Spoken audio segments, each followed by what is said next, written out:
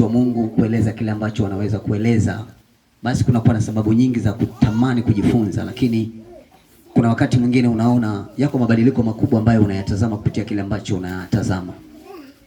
Na nataka tujifunze nini jioni hii ya leo? Kwa sababu tuko kwenye Kwaresma, leo tunajifunza maombi.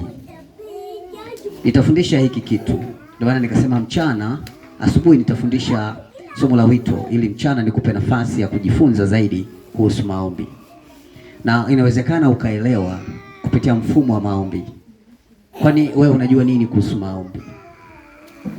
Unapomwendea Mungu, unamdai vitu, unamdai kitu, unakwenda kusema naye kwa lengo la kutaka kuona kuna kitu kinatokea kwako, si ndivyo? Lengo lako ni kwamba unayoyaomba huna uwezo wa kuyapata kwa nguvu zako mwenyewe. Unahitaji msaada wa nguvu nyingine ili uone neema ya matokeo ya kile ambacho unakiona.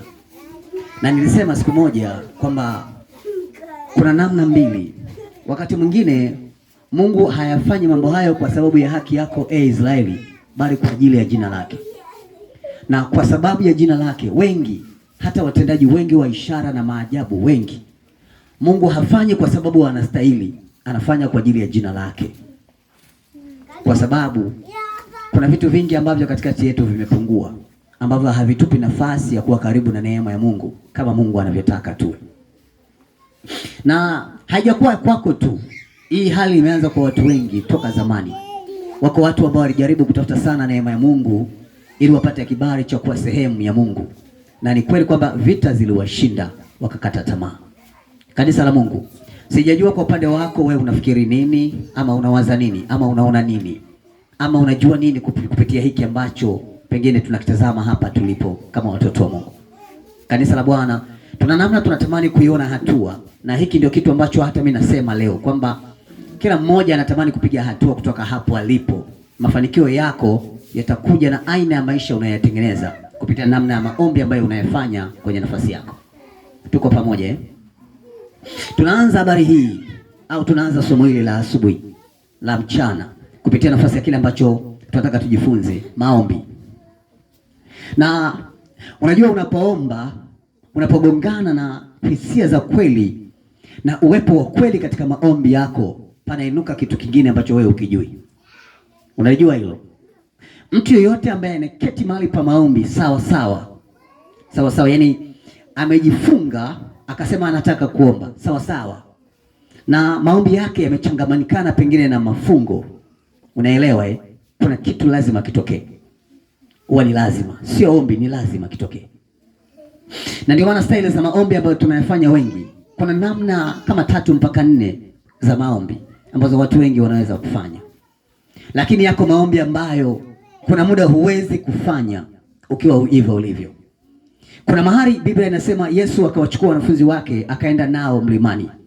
Alipofika akawatenga hatua kidogo, yeye akasonga mbele kwenda kuomba. Unakumbuka hicho kipengele? Unafikiri ni kwa nini asiombee pale akawatenga kidogo, akaenda mbele kidogo? Eti wewe unafikiri ni kwa nini? Kwa sababu alioambatana nao au aliowabeba hawawezi kubeba style ya kile anachoenda kuomba yeye. Yaani huu ni ukweli kabisa. Ndio maana nataka nizungumzie hapa ili waombaji kama wapo pia na wenyewe wajue ni kwa namna gani unafanya maombi yako. Lakini pia unakutana na nini kwenye maombi ambayo unayafanya. Unaelewa? Kila maombi ambayo unayafanya yanazunguka, yanatakiwa kukuletea majibu. Yawe ni mabaya ama mazuri, lazima yakurudishie majibu. Na ndio maana yako maombi ukimaliza tu kuomba unapata vichomi vingi. Maana aina ya maombi uliyoyaomba ni ya vichomi. Unaelewa? Yako maombi badala ya kumaliza kupata furaha unajikuta machungu na huzuni inakuzidi, kwa sababu aina ya maombi uliyoyafanya ni hayo. Yesu akawatenga wanafunzi wake hatua chache kutoka pale walipo, akaendelea mbele. Lakini pia unakumbuka kile kisa kwenye bustani ya Getsemani. Yesu aliwatenga pia wanafunzi wake. Achana na hii iko kwenye Yohana. Yesu aliwatenga pia wanafunzi wake, akaenda mbele kidogo kuomba. Akawa anamwambia Baba, ikiwezekana kikombe hiki kiniepuke. Ila alikuwa peke yake ule wakati. Alivorudi, Biblia inasema alivorudi kuwatazama wanafunzi wake akakuta wamefanyaje? Wamelala. Maana yake alikuwa umbali ambao kwa wao hawawezi kumfikia hata kwa macho ya kawaida. Aina ya maombi unayofanya wewe ni maombi ya namna gani? Na kizuri zaidi kwamba Biblia haituambii au watu walikuwa wanaomba, yani Yesu alikuwa anaomba, hawajaandika ile maombi aliyokuwa anaomba pale. Kasoro haya tu ya siku za mwisho ambayo alikuwa anaomba kwenye bustani ya Getsemani, kwamba yeye alisema ikiwezekana kikombe hiki kiniepuke, lakini si kama nipendavyo mimi bali mapenzi yako yatimie. Nataka nizungumzie hapa kwamba kuna kitu ambacho kinaendelea kuhusu nafasi ya kile ambacho tayari kiko. Lakini Yakobo anatuambia kwamba hatujui kuomba. Unaelewa? Tunaomba kwa ajili ya tamaa. Na hata kama tukipewa, hatuombi kwa ajili ya matumizi ya kitu cha neema ya Mungu, bali kwa ajili ya tamaa zetu ili tuvitumie kwa anasa zetu. Kasema hivyo. Eti aina ya maombi yote tunayofanya ni hayo. Na anasema katika maombi tunayoyafanya hayana majibu, maana hatujui kuomba. Wakorinto pia amezungumza kupitia nafasi ya Paulo, nadhani mtumi. Kanisa la Mungu. Nilisema asubuhi kidogo kwamba kuna wakati unaweza ukasikia mzigo ndani, ukafika hapo ukapiga magoti ukamwambia Mungu, liwe jua, iwe mvua, yawe mawimbi, iwe bahari, sitakuacha hata mara moja. Wanakusikia. Unaelewa sijui? Aina ya maombi haya sio madogo kama unavyodhani wewe. Ni maombi ya maandalizi ambayo unatakiwa kuyafanya. Nilikwambia kwamba shetani haogopi maombi. Unakumbuka kipengele tuliongea? Shetani haogopi maombi, anamuogopa muombaji. Kwa hiyo anaweza kufika mahali unapoomba akakaa hapa na wewe umekaa hapa, akawa anakusikia, na akawa akikujaribu huku umekaa hapa unaomba na yeye amekaa hapa anakujaribu. Wala haogopi muombaji yoyote. Nyewe mnasema mnampiga ngumi, mpigeni tu, lakini ngumi hazishiki. Yuko hapo hapa wanakutazama. Ndio maana unaona katika ulimwengu wa roho kuna vitu vingi ambavyo watu wengi wanafeli. Unaelewa? Unakutana na waombaji ambao wameomba miaka mingi, maombi yao hayana majibu. Kwa sababu kwanza haufanani na aina ya maombi unayoyafanya, lakini pia hauelewi unachoomba. Kwa maana hiyo ni kazi kutendewa kile ambacho hujui unaomba nini, kuyapata majibu ya kile ambacho unakiomba, kwa sababu bado haujakaa Bennett na aina ya maombi unayoyafanya. Kwa nini tukifika hapa, tukikutana na vita kali, tunasahau kama tuliwahi kumwambia Mungu hatutakuacha milele? Tunafikiri kwa nini? Kwa nini ukipigwa na dhiki na matatizo, kuna wakati unashindwa kustahimili aina ya mateso ambayo unayakuta, wakati wewe ndio kisababishi cha aina ya mateso unayoyapata? Ndio maana nasizungumzia maombi tu leo. Unaelewa Yesu akiwa amefikisha miaka 30, umri wa mtu mzima, akajawa na Roho Mtakatifu baada ya ubatizo, akaondoka. Biblia inasema akachukuliwa na Roho Mtakatifu akapelekwa hata nyikani. Na alipofika nyikani, Roho akamwacha, akachukuliwa na Shetani ili ajaribiwe. Kanisa, tuko pamoja? Akafunga huko au akakaa huko siku 40 usiku na mchana bila kula wala kunywa, akimwomba Mungu. Na akiwa kwenye zile siku 40, aina ya majaribu aliyoyapata ni aina ya maombi aliyokuwa anafanya. Jaribu la kwanza ni kubadilisha jiwe kuwa mkate. Ukilichanganua hili jaribu, utaona lina kitu limebeba. Ndio aina ya vitu ambavyo Yesu aliviendea kule. Unanielewa vizuri? Katika mambo ambayo mwanadamu anapambana nayo, ambayo kuna wakati yanaweza kumtoa barabarani haraka, ni njaa. Tupo? Njaa. Unajua njaa ina wenge, sio utani. Yaani kuna mtu labda amefunga siku 2 kavu, 3, 4, nadhani sio wengi sana. 5, 6, ushawahi kupiga kama hivyo? 5, 6, 4, 3 sio sana. 3 huwezi kuwaza mengi. Kuanzia 4, 5. Hapa katikati hapa. Sawa? Kama kuna mtu alishawahi kutoboa hizo 3, kuanzia 4, 5 kwenda 6 pale mpaka 7. Usiseme eti hamna, wapo watu wamefanya hivyo. Sisemi kama nakutania, nasema kwa sababu nina ushahidi navyo vingi. Unakonda, unabaki fuvu tu. Kuna muda ukiangalia hata wakisema sauti yako haitoki, inakuwa kama ya mtoto. Unaelewa? Kisayansi mtu hawezi kumaliza siku 7 hajala, akimaliza siku 7 tu anakufa. Lakini kibiblia tunapiga. Unaelewa? Kuna watu wananiambia anasema acha yaende kaka. Tunazungumzia huduma. Unaelewa? Huduma ya namna hii ina maombi kidogo, sawa? Ina maombi kidogo sana kwa sababu muombaji pia amechoka, hawezi kuendelea kuomba. Yaani unakuwa uko tafu kwenye mfumo wako. Sawa? Siku 6, siku 5, siku 7. Yaani unafunga Jumatatu, unafungua Jumapili au unafungua Jumatatu asubuhi. Ili wiki hapa inapita free, lote katikati unakuwa umepita nalo. Unaelewa? Njaa yake sasa. Nazungumzia aina ya maisha utakoishi ukiwa katikati ya huo mfungo. Kama ulikuwa na chango zitanguluma siku ya pili. Siku ya 3 na zile zinasema uzalendo umeshinda sana kata. Siku ya 4 hutasikia kabisa hata mnyoo tumboni unatembea, kimya kabisa. Siku ya 5 kuna dalili zinaanza mpya ambazo huzijui. Dalili mpya. Yaani kama vile unaumwa, kama haumwi. Kuna mtu anaweza kusikia tu jasho limetoka, jasho jingi. Kama unataka uzimie, kama vile upone, yani hauelewi ufanye nini. Hii siku ya 5 hii ni siku ambayo inakuja na mchanganyiko wa mawazo. Sio nifungue, sio niendelee. Lakini Mungu alishajua nia yangu. Kwani kuna haja gani? Lakini pia anasema tusijitese sana. Ila kuna vitu vingi vinaingia katikati ya kile ambacho unakuwa nacho. Nafikiri wale waliofunga kuanzia siku 4 5 wanaelewa. Sawa? Wewe uliofunga siku moja tu, kuna mtu amefunga masaa 12. Uwezo kaingia kwenye ngazi ya hawa watu. Maana yake ukicross line unaweza kujikuta umekufa kabisa katikati. Unaelewa? Lakini ni ukweli kwamba kuna kitu katikati kinatokea. Sasa aina ya maombi ya namna hii au aina ya mafungo ya namna hii, huwa ni lazima kuna namna shetani anasema au anaona there is something happen. Lazima kuna kitu kinatokea. Kwamba nafasi ya yeye sasa ni kusogea katikati yako, kukuzuia. Kuzuia nafasi ya kile kitu kinachotokea kutokea kwa habari yako. Maana mfungaji wa mambo kama haya wa siku hizi lazima ana lengo, ana sababu. Hafungi tu kwa sababu anataka kufunga. Kuna ndugu mmoja alikuwa anaumwa.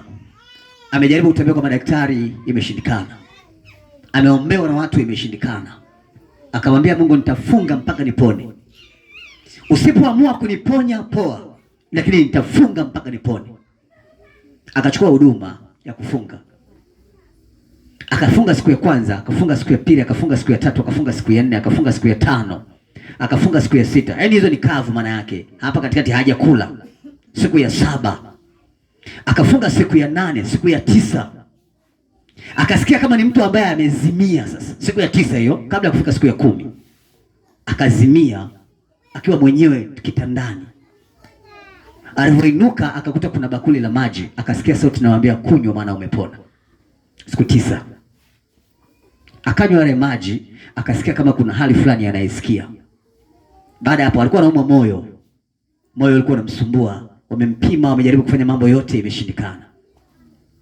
Na akamwambia kwa namna unavyoona hawezi kuendelea kuishi, ataishi miaka michache sana. Anataka kuishi, akafunga. Alipokunywa yale maji, ni maji hajui aliyompelekea, lakini anayaona maji pale. Akanywa yale maji. Alipoinuka ni mpya. Akaondoka siku ya pili baada ya huduma, kama kesho yake akawa ameenda kwa daktari, akamwambia naomba unipime ule ugonjwa. Daktari alivyompima akamwambia hatuoni tatizo tena. Ngoja niongee hapa. Kuna mambo unakutana nayo ambayo kuna namna hayana suluhu kibinadamu wala kimwili, wala kwa mtu ambaye unadhani anaweza kuwa na msaada na wewe. Lakini unapokuwa unafikiri ni namna gani au ni njia gani itakutoa kwenye kile ambacho haunacho, kuna namna inawezekana mawazo yakawa yanaingia kwenye akili yako. Kuna mtu ashafunga siku 10. Kaka Chazi, unaongea mambo gani haya? Sasa sorry vipi? 10, 9, 7. Usiongelee kabisa hayo masuala kaka. Umenichekesha sana asubuhi na vitu maisha yanachimba. Ila ni sawa. Kwamba kuna vitu ambavyo tunavitazama katikati tunajua vinawitwa na mtu. Kanisa la Mungu. Ulipokuwa pale nyuma zamani kuna kitu kilikuwa kinaonekana. Hata majibu yako hayatakuja kwa sababu unayataka tu. Kuna muda lazima uyagharamie majibu ambayo unayataka. Unaelewa? Na gharama ya majibu utakayoitoa ndio gharama ya aina ya maisha utakayoanza kuyaishi kuanzia ile jibu ambalo Mungu atazungumza. Kwa maana Mungu hazungumzi uongo. Atakavyozungumza ndio unaanza. ila kazi ni kumfanya Mungu azungumze. Maana Mungu anahitaji vitu viwili vikubwa. Cha kwanza ni upendo ambao unatakiwa utoke kwako. Yeye anao tayari. Wewe sasa kumpenda. Kumpenda ni gharama ya namna ambavyo utafanya ili ajue kweli unampenda. Siku moja nilisema Mungu anajua kulinga. Unakumbuka?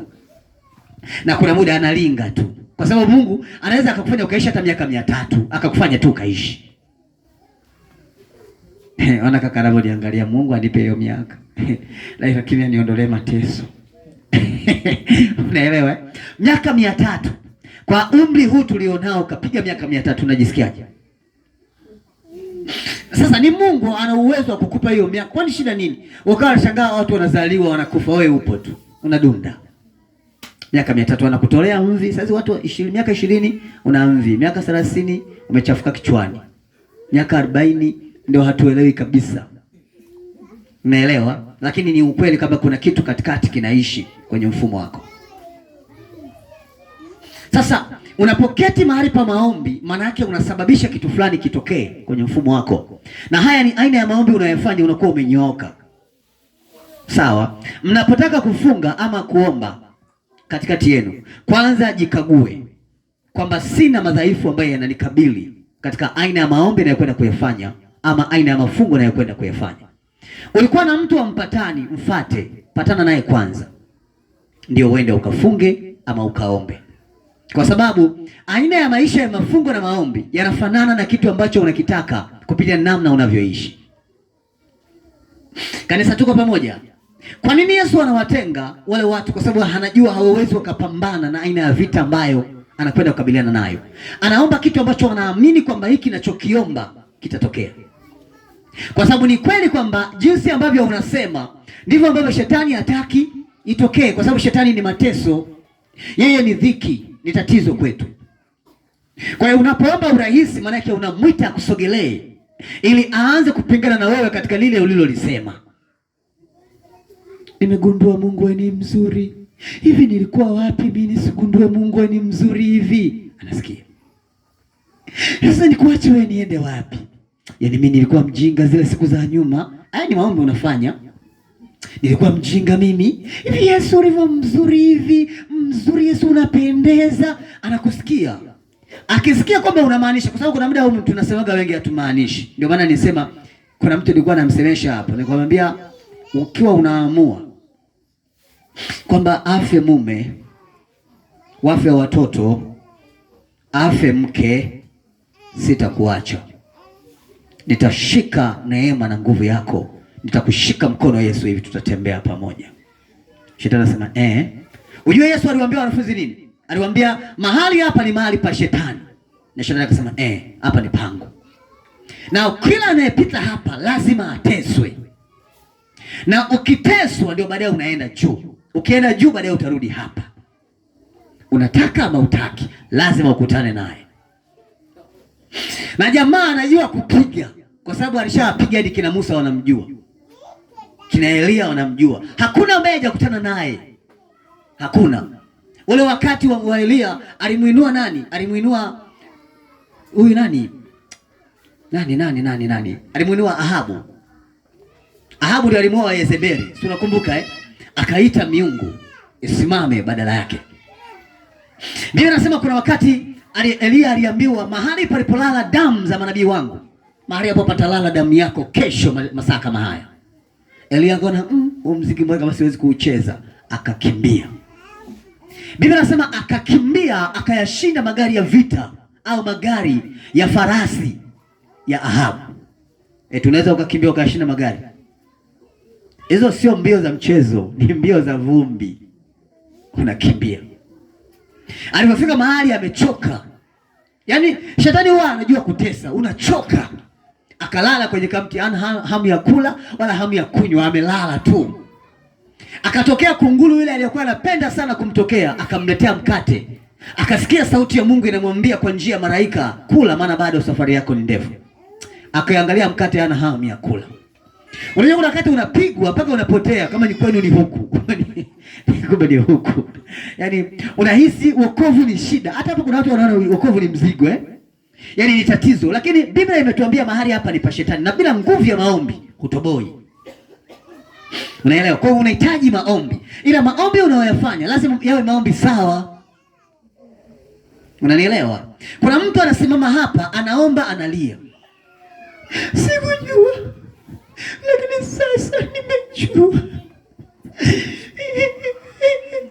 Yesu, mimi sitakuacha tena, nimeamua.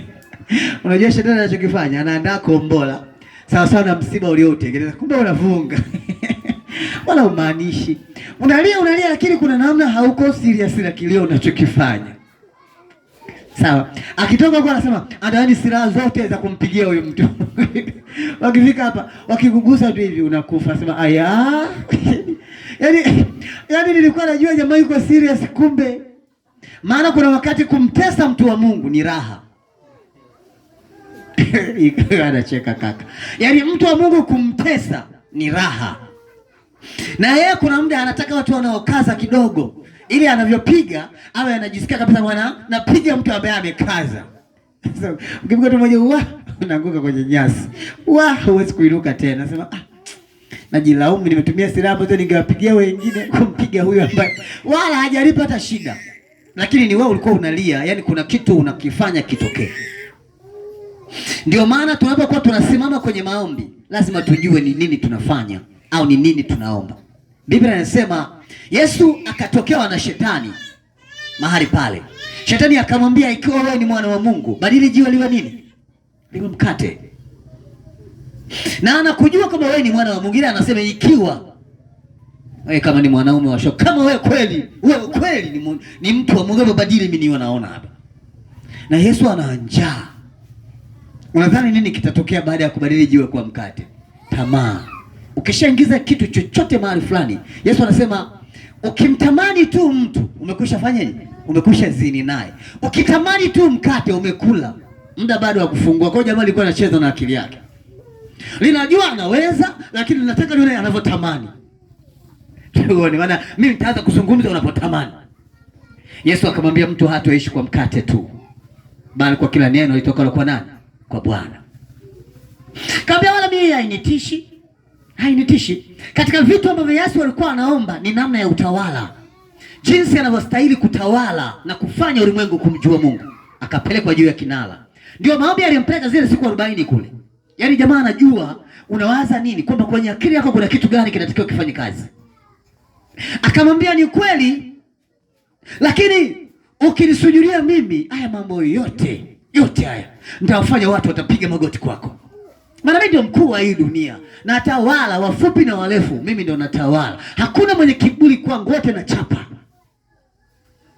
Na wewe unakumbuka historia yangu, nimewachapa wengi. Unaelewa? Nilichapa hadi baba yenu Adamu, nilichapa. Mimi ni wa mchezo. Chapa. Maana mke wa Adamu alikuwa na wenge tu, akapelekwa kwenye kabustani. Haya tamaa zijaisha, akaonyeshwa mti. Hajakaa sawa, akaambiwa matunda haya ni matamu. Na Mungu ni muongo sana. Mungu ni mjanja. Anajua ukishagusa tu kila tu. Biblia inasema msiaguse, wala msiachume, wala msiale.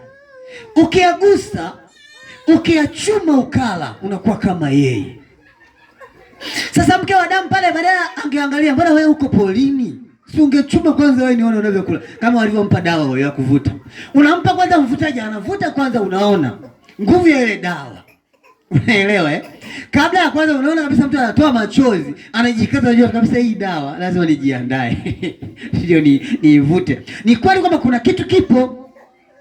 Yeye hakumuuliza shetani, mbona unalandalanda? Mbona wewe hauna makazi baba? Kama ni hivyo utafanana, kwa nini usile wewe kwanza tuone unavyofanana na Mungu? Hakujua hicho, akaingiwa na tamaa. Ndivyo Yesu alivyoambiwa. Ikiwa wewe ni mwana wa Mungu kweli, wala yeye akatai, badili, nisujudie. Yesu akamcheki shetani pale, akamkadilia, akamwambia imeandikwa, atasujudiwa Mungu peke yake, aliyeziumba mbingu na nchi. Shetani akaona hii haitoshi. Kuna namna Yesu alikuwa anatamani kuona uwezo wa mbingu inashuka, inateremka. Malaika wa Mungu anakuwa na yeye, uwezo wa Mungu unakuwa pamoja na yeye. Ile Bennett to Bennett, yani unatembea na uwezo wa Mungu, ufalme wa Mungu unashikamana. Kwanza ni kuifanya dunia kumjua Mungu na kuitawala. Kitu kingine ni kuifanya au kuwafanya malaika wa mbinguni kukaa na wewe. Akapelekwa juu ya kinara. Akaambiwa, ikiwa kweli wewe ni mwana wa Mungu, jirushe toka hapa juu mpaka chini, maana imeandikwa. Zaburi ya ngapi sijui 80 ngapi sijui 20 ngapi sijui 91, utajirusha na malaika watakuchukua mguu wako usijikwae. Yesu akamgadiria Ibilisi, akamwambia imeandikwa, usimjaribu Bwana Mungu wako. Usimjaribu. Unaziona ngazi, unazaje kujirusha? Yaani Yesu alikuwa anasoma akili ya shetani, shetani anasoma akili ya Yesu. Sasa wamekutana miamba. Unaelewa Mwamba amekuja kulipa kisasi, ana hasira. Aanguke ovyo kama wewe. Wewe ni mmoja tu chali. Unajua baba yako kabisa alifanywa usaliti. Haya maisha sio ya kwetu haya. Hatukutakiwa kuishi hivi. Huu ni ukweli. Shetani anasema wewe waambie hata wakisikia na wazapa. Unadhani watanishinda. Hamna wa kunishinda. Kwa sababu kwanza hamna aliyeamua. Sijui ni kweli sijui. Lakini mimi nasema ukweli. Unaelewa Kuna wakati unakutana na changamoto kweli ni ngumu. Ni ngumu kabisa, unaona kabisa kwamba hivi vitu haviwezi kwenda. Amekutana na mwamba. Mwamba ana hasira. Samson unaionaje? Mwamba ana hasira. Anataka kusikia kisasi. Anamwambia imeandikwa, usimjaribu Bwana Mungu wako. Tena akamwambia nenda zako dogo, nenda zako, huniwezi. Shetani baada ya kuona anajua kabisa hii hapa leo nimegonga kisiki. Naumia kichwa. Nimekutana na mtu ambaye ananielewa. Akapisha njia, akaenda zake. Na Yesu akatoka pale amejawa uwezo na nguvu. Akarudi duniani kwa nguvu mpya. Ila shetani akasema, si umenishinda leo, lazima nikuue. Naelewa Akatoka pale amejaa nguvu. Yesu akaendelea kuwa na mtu wa maombi sana. Katika vitu ambavyo Yesu alivifanya ni wingi wa maombi. Alifanya maombi mengi. Ile miaka 3.5 aliyoishi, alifanya maombi mengi kuliko umri wa miaka yake aliyoishi duniani. Hivi unaweza kuelewa hiki kitu? Sio kama unaweza ukanielewa. Aina ya maombi aliyoyafanya Yesu kwa miaka 3.5 yanazidi umri wake aliyowahi kuishi duniani. Na hii anatuonyesha sisi kwa sababu yeye hana shida. Unaelewa Yeye alishatoboa tayari. Ila alikuwa anatuonyesha sisi ili tushinde tunafanyaje? Kuna maombi mepesi sawa ambayo kwanza hayana nguvu. Lakini pia una namna unatembea katika mstari ambao sio wenyewe. Na wakati mwingine ukutana na jaribu tu huwezi kuendelea mbele. Kuna wakati unaona jaribu lako ni kama kifo chako. Na watu wengi wa Mungu wanapenda kuona mazuri tu yakitokea kwenye nafasi zao. Hawataki kuona kashikashi ambazo zinakuwa kwenye ufalme huu au ulimwengu huu.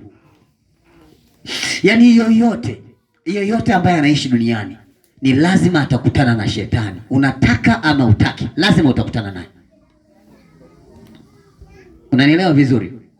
Na hapa anasema kabisa, wewe waambie, lakini hata wao wanichenge, lazima wakutane na mimi, mwamba wa ulimwengu. Unaelewa? Na ni kweli kwamba Yesu amethibitisha ni mwamba wa ulimwengu. Anasema dunia hii ni mali ya nini? Ya shetani. Mahali hapa ni pa nani? Pa shetani. Na anawaambia wanafunzi wake watawapiga.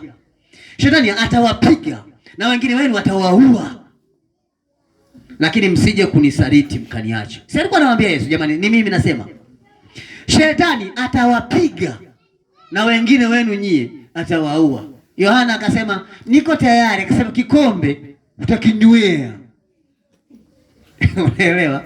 Na yeye hachelewi yani ni matukio ambayo tayari hapo. Ngoja niongee tu hili, labda nitawapa moyo, sawa? Nitakufanya uinuke kutoka hapo ulipo. Maana hata wewe umekata tamaa. Kuna muda unaona huwezi kuendelea mbele. Ukiangalia wadada wamekonda, hawawezi kwenda mbele tena. Sura zimekuwa ndogo kama dawa. Wakaka na wenyewe wamenyongonyea. Wanasema tu wokovu ndio kama vile wanakaza, lakini wanaona kabisa matumaini ya kuendelea hayapo tena. Biblia inasema nini? Kwenye kitabu cha Mathayo inasema jitahidi sana kuingia kupitia mlango ulio mwembamba, kwa sababu walio wengi watajaribu kuingia kupitia mlango huu, hawataweza. Jamaa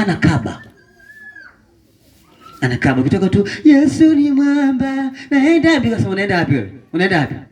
Hebu kaa kwanza hapa. Unaenda wapi? Naenda mbinguni. Kofi la kwanza. Naenda mbinguni hata ulipige, naenda kofi la pili. Naenda mbinguni mina kaza. Sema hebu kanyang'anya kwanza hela zote, nyang'anya hela zote. Alafu mfanye kusanisha na watu wote. alafu mfanye kuona dunia ni chungu. Hela unaumwa na msaada wote unaotaka upewe. Kila unakoenda kusema blaza, anamuingia tunamwambia sina hela. Unaona kabisa mtu anahesabu noti.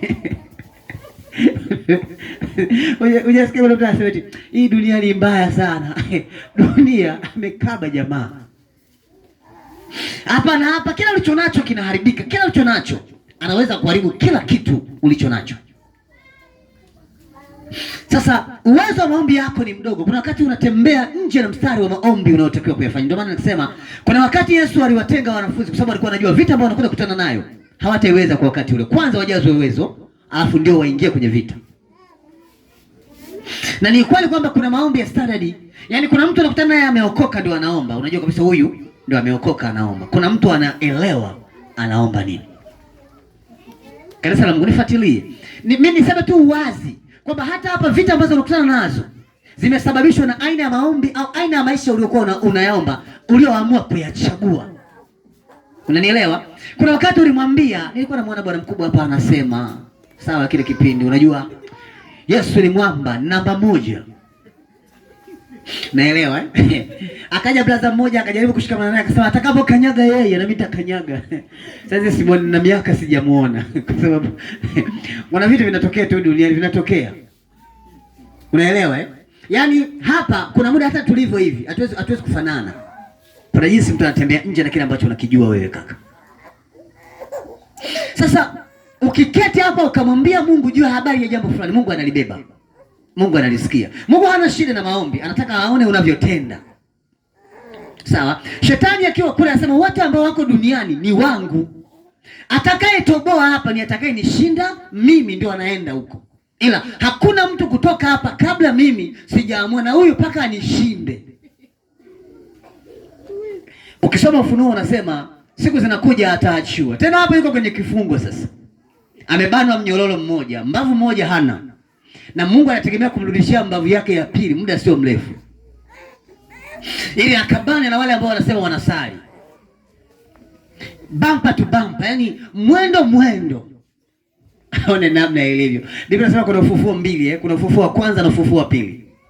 Unasikia nini katikati? Unajua nisikufariji tu nikakwambia mbinguni tunaenda lakini sio rahisi. Mbinguni ni kazi kwenda. Sawa? Umepigwa uchumi miaka mingapi hauoni hali ikienda. Kila unachokifanya hakuna, wapendwa wamekuacha, wamekukataa. Mpaka umehisi una mkosi. Lakini mkosi ni shetani.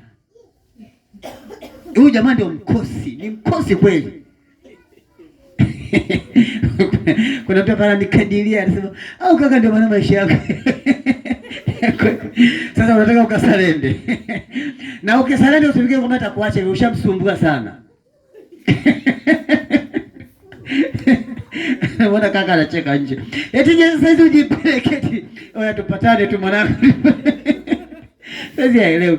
Mpatane? Ulikuwa wapi usipatane pale mwanzo? Wewe ulikuwa unasema una kaza wewe. Yaani hapa hawezi kukuelewa. Sasa hata ukipatana hawezi kukuacha.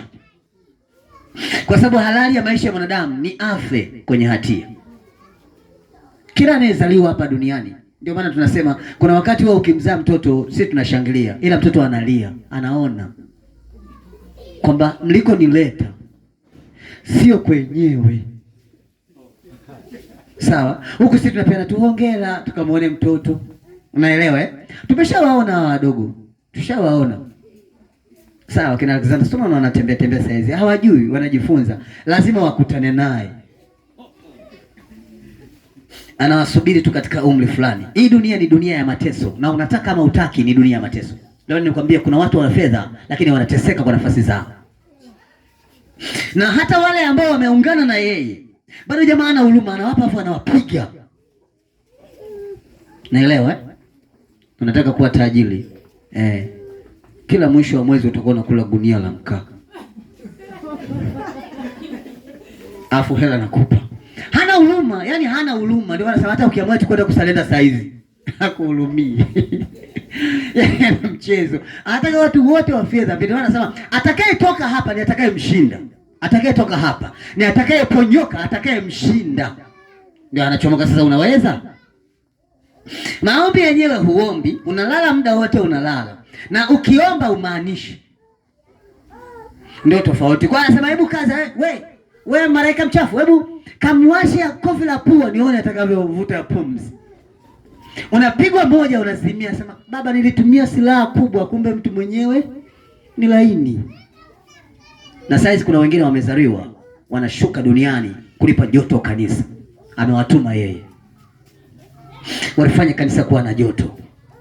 Ndio maana anasema kuna muda ninaangalia naona muda umeisha. Nyakati hazitoshi.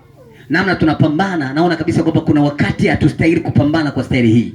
Inabidi tuamke. Unanielewa vizuri? Kuna mambo yanatokea kwenye nafasi yako mengi. Na ni kweli kwamba unavyoamua ndivyo ambavyo unatengeneza nafasi ya kuwa na ushindi. Lakini ni kweli kwamba unafanya maombi. Umri wa Yesu ni mdogo kuliko aina ya maombi aliyoyabeba. Biblia inasema akaenda mlimani akakesha usiku na mchana akimwomba Mungu huko. Alikesha. Yaani Yesu kuna wakati anakesha, hana usingizi.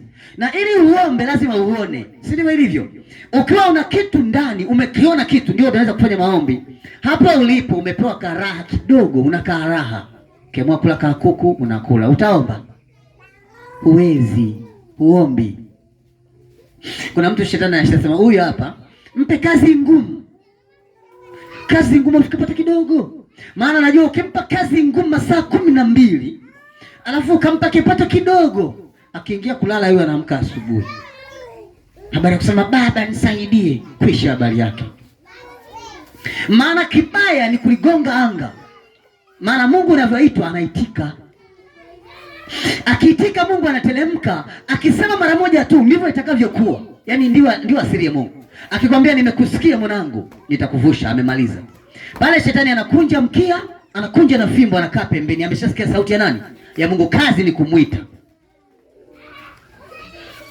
Unamuita unakula big boom.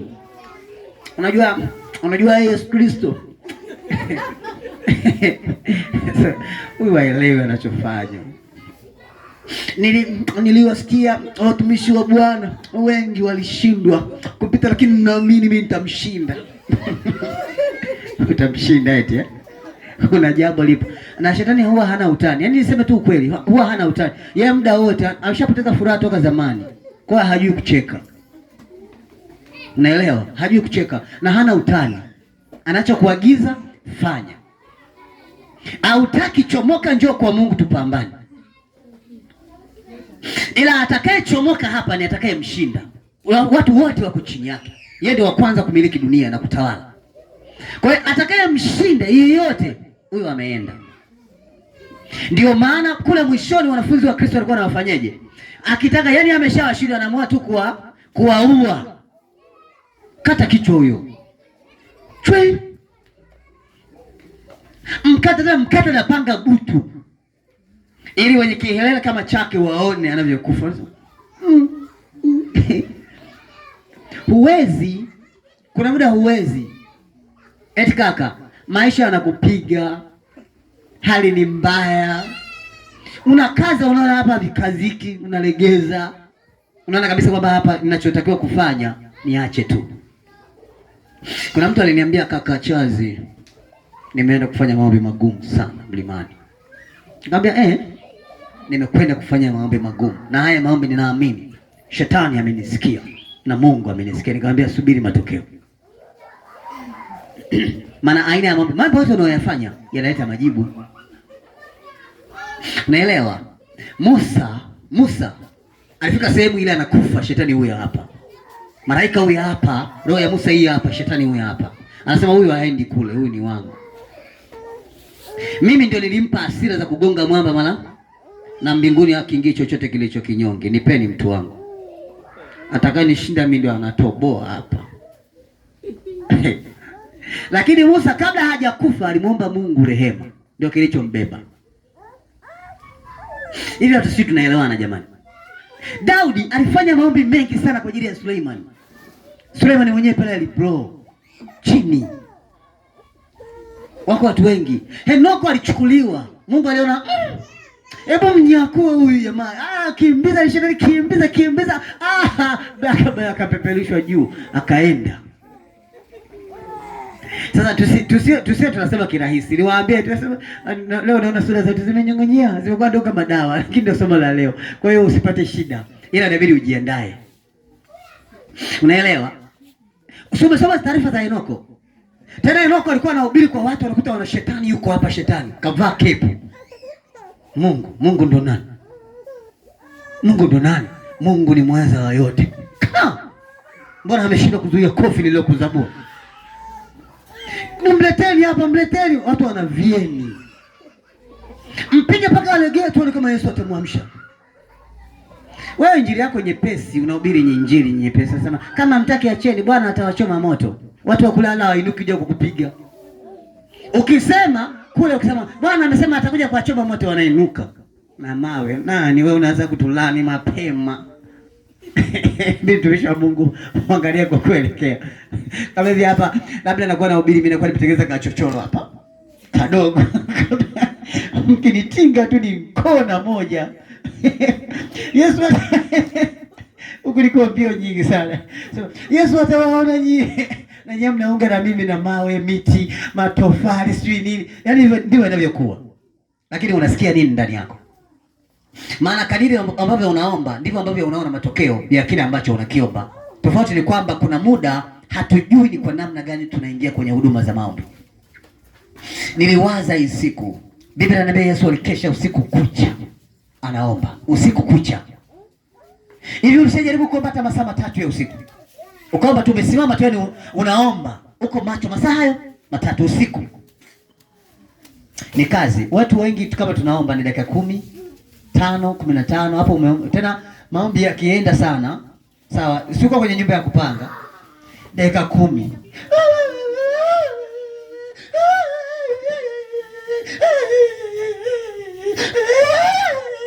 Yaani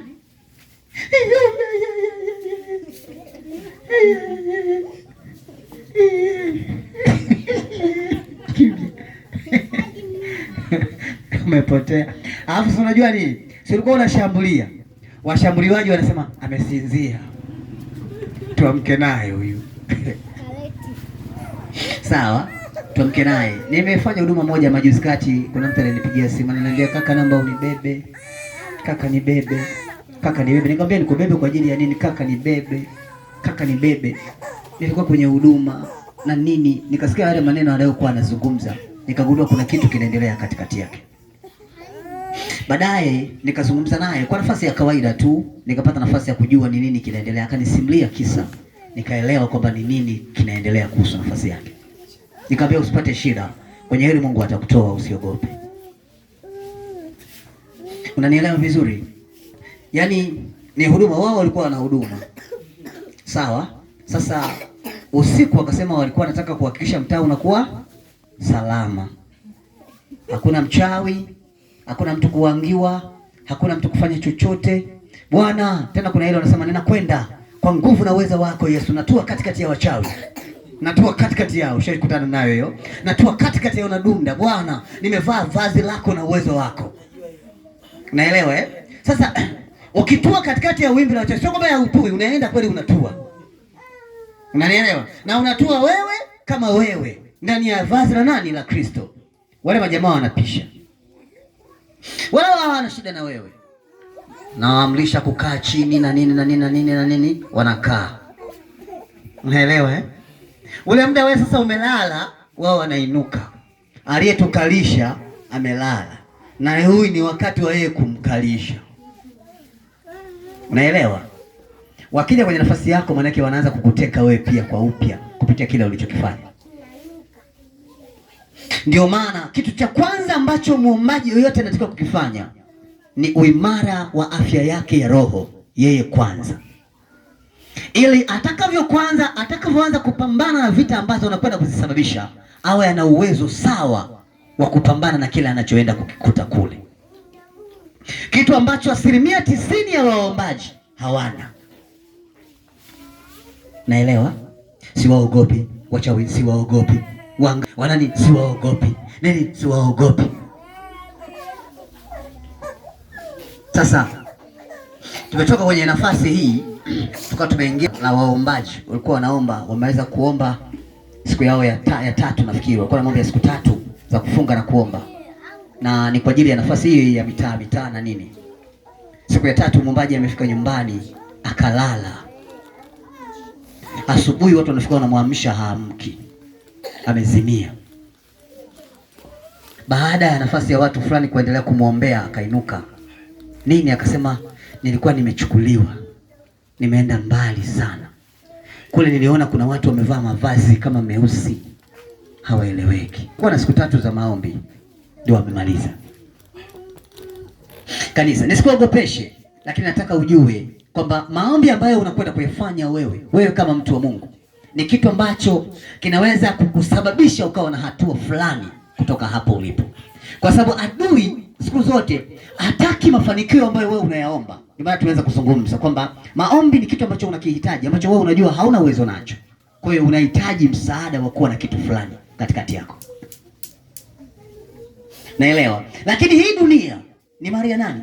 Ya Shetani, kwa sababu tayari tulishakubali pale mwanzoni kabisa kupitia baba yetu, atakayetoboa hapa ni atakayemshinda, na kumshinda ndio kazi. Ufunuo unasema watashindana naye, atainuka kutoka huko aliko baada ya kujazwa uwezo, na atakuja kushindana na watu wa Mungu na atawashinda. So mimi ni maandiko. Ili kuna muda watu tunakaa tunasema, Mungu sisi ni wadhaifu, Mungu sisi hatuwezi, Baba uliniita, naomba unisaidie. Haya ndio maombi ya mtu dhaifu hayo. Unaelewa? Ili ujazwe nguvu. Ni maombi sahihi kabisa. Kwa sababu ukiwa unasema hauwezi, hata yeye mwenyewe kule ibilisi anakuchungulia, anasema kweli huyu hawezi. Sawa? Ukakutana na kuomba unasema, Baba mimi siwezi kupanchi, ni panchi. Mungu anapanchi. Akasema, mwamba, ninainuka. Sawa? Ninataka kupambana na dhibiti nguvu za giza zilizo ardhini, zilizo angani, zilizo baharini, zilizo mitoni, zilizo si wapi, zilizo wapi. Manake utadhibiti. Hivi vitu vyote vinatakiwa viwe chini yako, lakini unafanana. Kitu kikubwa ambacho Yesu alikifanya kwenye maombi aliyokuwa anayofanya, alikuwa anajiombea yeye kwanza. Usiku kucha anaomba namna ya kudhibiti na kutembea kwenye mwendo wa ukamilifu, kwa sababu binadamu anajua kukela. Alikuwa anaomba apate nguvu ya kutembea usiku kucha, anaomba. Sasa sisi kuna wakati usiku kucha haujiombei, hauombi kwa ajili ya ndugu zako, hauombi, unaomba kwa ajili ya mapepo na majini. Umeshayafuata kwa yaliko, unayachokonoa. Unaelewa? Kama mlikuwa mnakaa karibu na shangazi, na wakusanya mwambie karibu na mimi. Wanakuangalia tu, lakini ukweli ni huo kwamba tunahitaji nafasi ya neema ya Mungu kutoka hapa tulipo. Nataka uombe kutoka hapa ulipo, nataka uombe. Lakini unavyoomba ufanane na aina ya maombi unayofanya, kwa sababu kile ambacho utaomba ndicho ambacho Mungu atakifanya kitokee kwako. Unaelewa vizuri?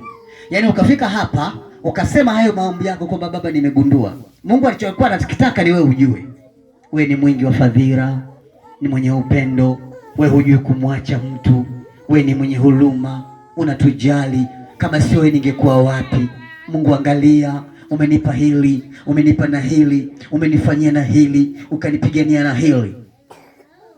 Shetani anasema hakuna mtu kuondoka hapa kabla sijamjaribu, naomba mnipishe. Ndio anaanza kwenye mfumo wake sasa, kwenye nafasi ya kukutesa. Hakuna mwanadamu anapita bila mateso. Kama kina Yohana waliteswa, kina Petro waliteswa, wewe ni nani? Eti kanisa, kuna mtu hapa anachomoka mwenyewe? Hapa uchomoki. Kaka, hebu fikiri, kina Mariamu walikutana na mateso na majaribu. Unaelewa? Yaani hakuna mtu aliyepita rahisi kwenda mbinguni, hayupo. Kazi ni wewe kujitahidi kupiga hatua kutoka hapo. Lakini kwani unataka nini kingine? Si unamtaka Yesu ndio amebaki ambaye huna. Vitu vingine vyote ulishawahi kuvipata, umebaki na Yesu tu ndio huna. Basi inabidi ukaze. Maana bila hivyo huwezi kupiga hatua yoyote. Sawa. Na adui anakuwa anajua pale ambapo anajua kwamba anashambuliwa. Hata yeye kuna wakati anajua kabisa hauwezi kukaa bila kushambulia. Ndio maana anasema, ni kweli kwamba mimi nataka uombe, lakini muombe Mungu akuimarishe katika hali ambayo unakwenda kupambana nayo, kwa sababu duniani ni kweli kwamba wengi watajaribu lakini hawataweza, kwa sababu vita tulio nayo ni kubwa. Kuna muda nilikuwa nasema tunamwambia Mungu, kama Adamu baba aliyeumbwa katika ukamilifu alianguka, mimi ni nani? Kuna muda nilikuwa nakaa chini nazungumza, naangalia tu wameteswa watumishi wa Mungu wengi wamedondoka. Niliona jamaa alivyodhibiti mifumo ya watu wa Mungu. Nimeona namna alivyokaba watu wa Mungu. Nimeona alivyoumiza waaskofu wachungaji. Nikaa namwambia Mungu, natoboa kweli. Nikakumbuka lile neno linasema hivi, Petro alikuwa anamwambia Yesu, kwisha bali yetu, kwisha. Yesu akamwambia kisichowezekana kwa wanadamu, kwa Mungu kinafanyaje? Nikajitia moyo na hilo neno. Petro alilegea akasema kwisha. Kwa hali hii kukaza tu sio jambo dogo, kwa sababu kuna muda unaweza kusema bora akuui.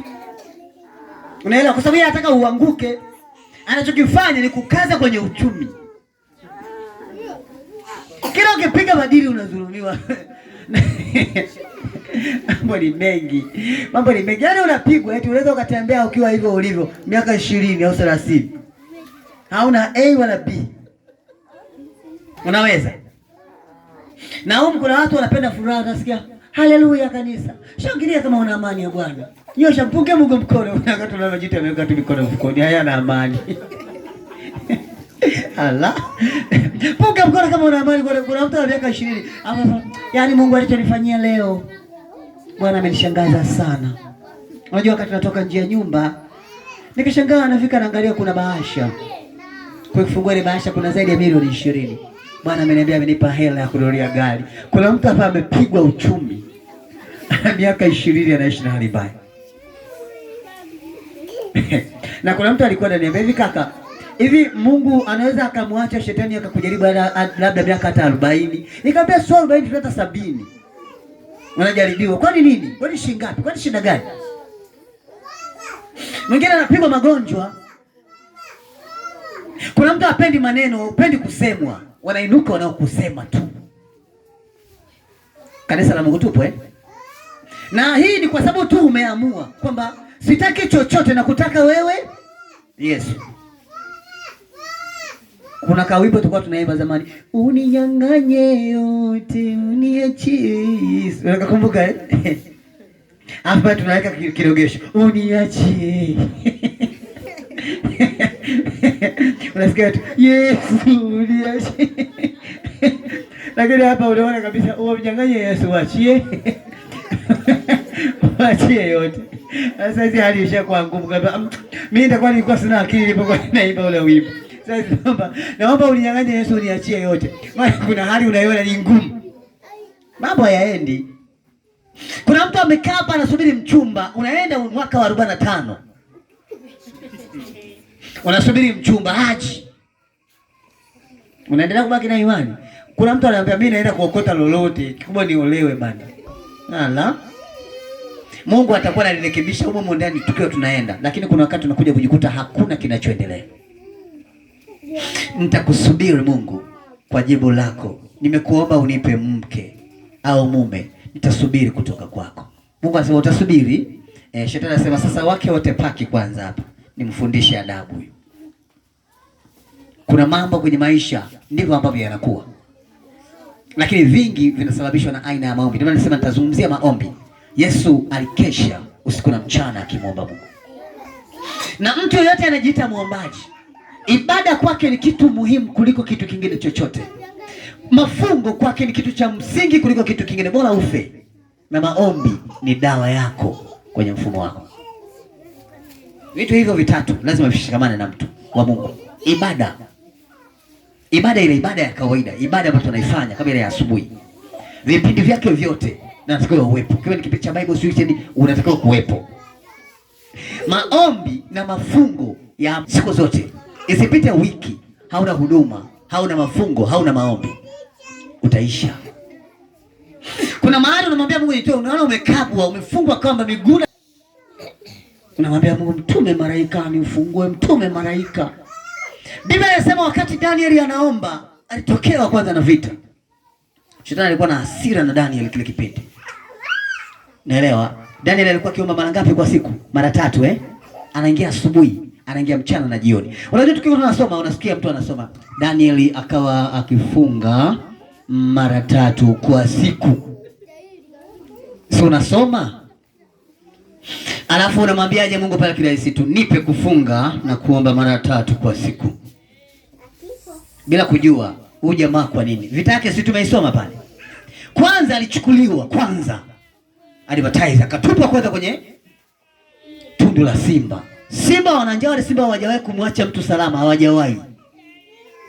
Historia inasema kila aliyedumbukizwa kwenye lile pango hakutoka hata mfupa. Maana simba wale huwa wapewe chakula kingine, wanakula hadi mifupa. Kwa hiyo baada ya kujulikana, ajulikane Mungu wa nani? Wa Danieli, ajulikane Mungu wa Danieli. Danieli anasema nilipojua kwamba hao watu wananifanyia hila, nikaifungua milango na madirisha ili nipate kusikia Mungu ananiambia nini. Hao watu wako tayari kufa ama kupona. Na shetani anawajua. Unaelewa? Yeye shetani anawajua. Huko kuna watu wanajua kabisa shetani mwenyewe anasema, "Wewe usimjaribu kwa sababu ananitania huyo." Hayuko serious kivile. Huyo anaanza, "Baba, nipe ujasiri. Nataka kutembea. Mungu niwe kama Daniel. Roho ya Daniel ingia. Ingia. Nakuita roho ya Daniel ingia. Ingia ndani yangu. Roho ya Daniel ingia." Kuna mtu anatuambia shuhuda hapa, nyoka alipita kwenye mguu.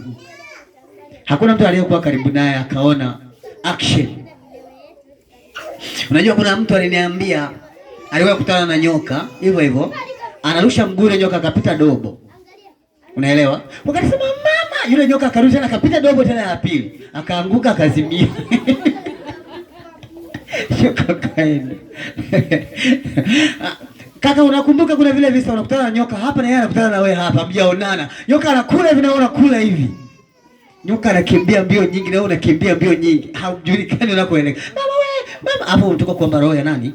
Ya Daniel. Sawa. Kwanza unajaribiwa tu. Sawa? Umetoka kumwomba Mungu roho ya Daniel. Kuna mbwa walikuwa wanakaa kipindi fulani mtaa ule wa kule kwa kina nani wale?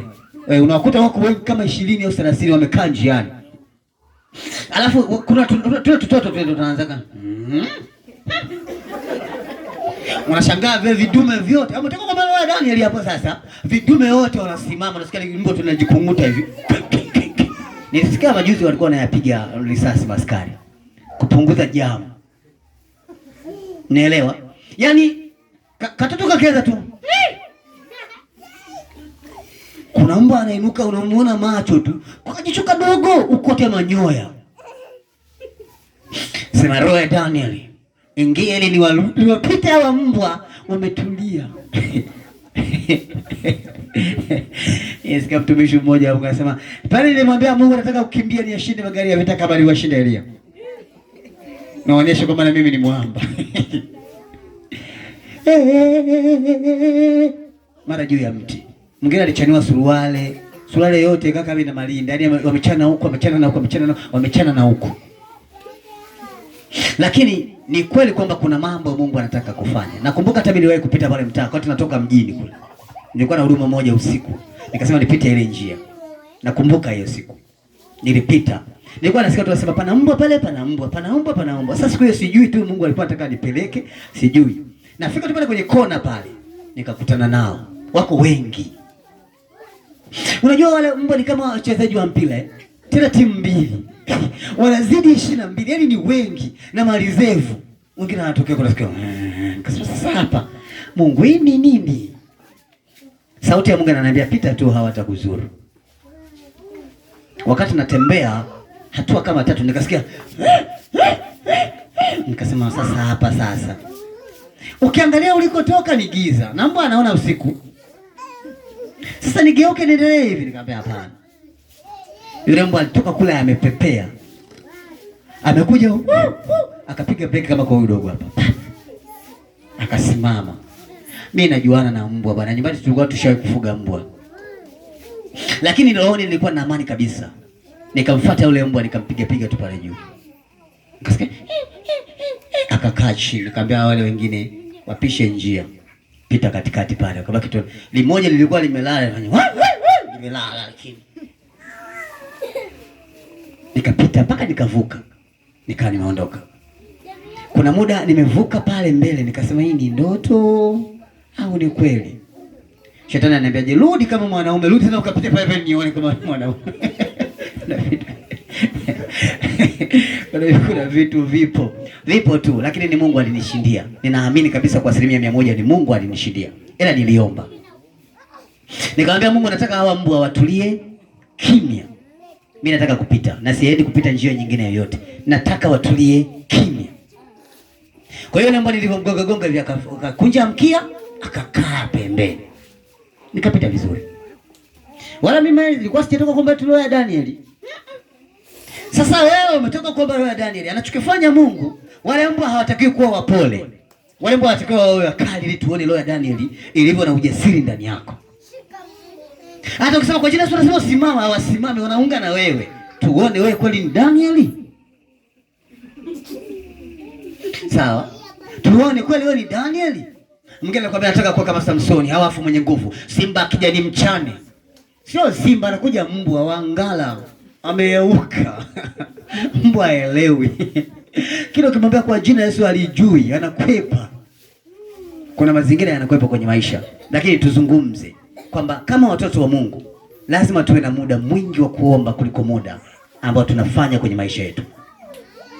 Na nielewa vizuri, ili uwalinde watu wako, ulinde vitu vyako, lazima uwe na vitu vikubwa vitatu kwenye maisha yako. Cha kwanza ni ibada, cha pili ni mafungo, cha tatu ni maombi. Yaani usikae tu, maana ufalme umetawaliwa, na unavyozidi kuomba maana kuna kitu unakiona katikati kinaendelea. Kuna sehemu unafika sehemu unatembea unaona nimechoka, siwezi kuendelea mbele tena. Watoto wa Mungu, kila mmoja ana namna yake. Lakini hili ni agizo kabisa. Na shetani hawezi kumwacha mtu atoke salama duniani, maana hakuna kwenye historia aliyepita bila kuteseka.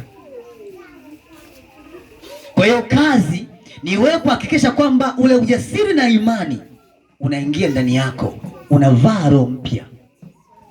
Kila unapofika sehemu unachoka, lazima uende ukajibusti. Ndio kitu ambacho Yesu alikuwa anakifanya. Kila unapokuwa ameona amefanya huduma, maana tunapoingia kwenye huduma kama hizi ibada zinachukua uwezo hizi. Sawa? Kwa hiyo unatoka hapo unaenda kujijaza upya, unakuwa mtu mpya mwenye nafasi nyingine. Tukutana na mateso mengi magumu yatatokea. Nakumbuka ziko ndoto nyingi sana watu wameona, majeraha na vitu mbalimbali ambavyo vimeonekana. Lakini mimi nilishamwambia Mungu neno moja tu. Mimi nitakuwa wako kwa nafasi hii. Nataka kukutumikia na nitakutumikia. Unaelewa eh? Yaani hayo ndio maneno yangu mimi. Na nilisema ukinikuta hapa naomba usichukue maombi yangu ukaomba wewe. Na wewe ulikuja na kwako omba ya kwako uende. Usema, tutumwombe nimetupenda. Usipende maombi, tengeneza maombi. Sawa eh?